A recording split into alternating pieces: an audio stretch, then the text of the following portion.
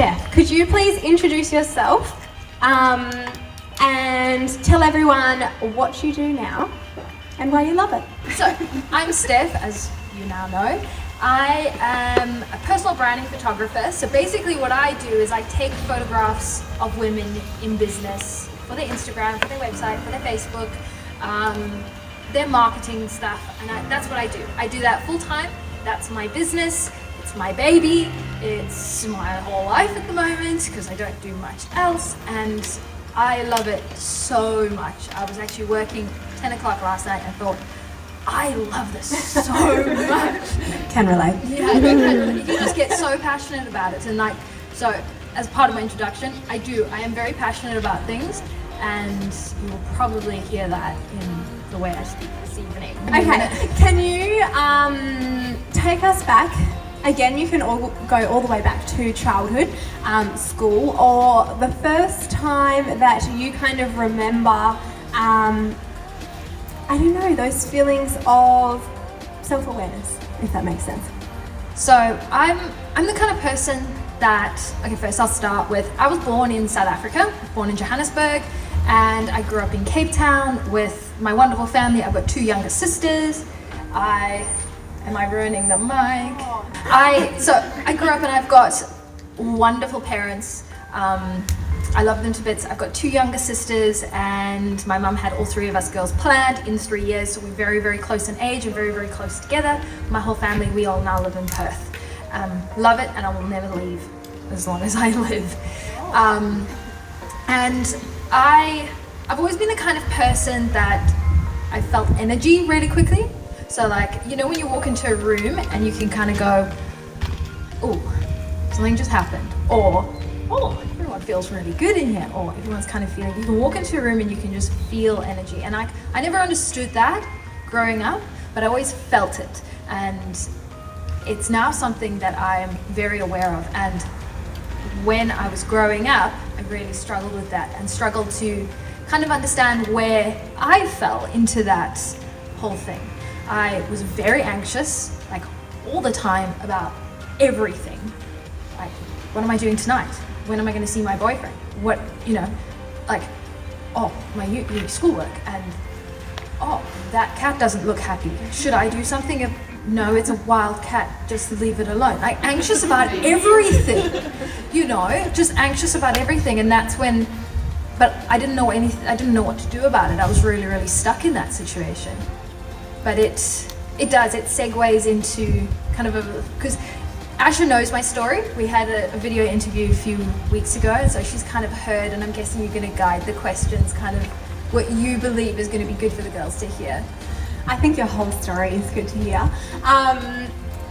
Can we jump straight in and let's lean towards your experience with your relationship and how that changed your life, because I think that's really relatable to a lot of the girls. So I met a boy in South Africa, and I thought he was the bee's knees, all right? I was 15, and he was the best thing since sliced bread. And I was gonna marry this boy, and I loved him with all my heart and soul. We've been together about 3 years, so that's from the age of 15, 3 years. Like, that's your teenage years. That's like the fun times, and I didn't have much fun because I was so anxious about, you know, this relationship was just causing me so much anxiety, but I didn't see it. My parents then decided that they were going to move to the UK. My dad's a UK citizen, so it made sense. South Africa wasn't quite the same, and the future for us girls wasn't as bright as my parents wanted us to have. My parents are entrepreneurs as well, so it meant financially we needed to leave South Africa. And do you think Steph was going to go? No, of course not. Can I swear? Just to, you know, to what level? Okay, I won't say really bad words, but like, I wasn't gonna go because I was the shit and I knew what I wanted, and I knew. I was 17, and how old was I? I was 21. Who can relate? Yeah, no, I knew what the best thing was for me. I knew the best thing for me. I regret it so much because it caused such anguish in my family that I stayed for this boy. All right, it didn't work out. Spoiler alert, because I'm here now and he's still back in South Africa. The relationship fell apart 2 years after they left. So by the time we'd been going out for 5 years, he had kind of lost interest in me. I was living with him in his family's home. Yeah, the relationship fell to pieces. And I remember that moment so clearly when I decided enough was enough, and I was no longer somebody else's toy.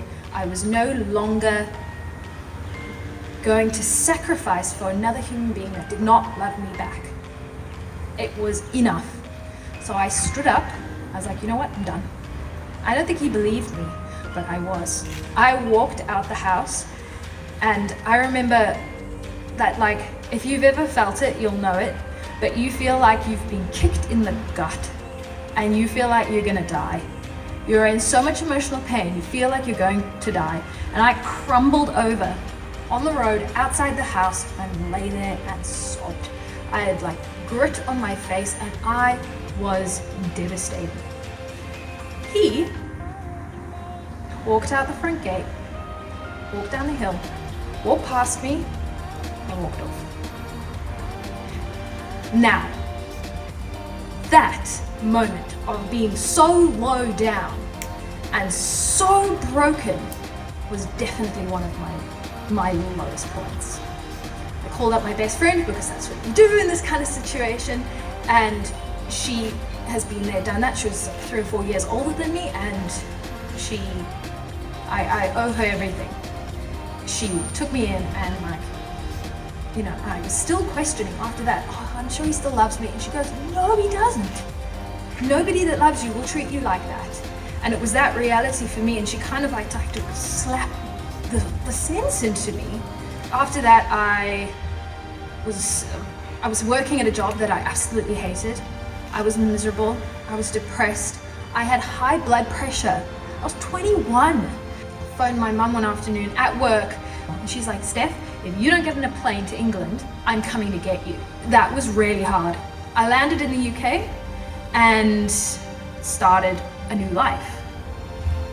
And then tell us about the near-death experience. So 6 months later,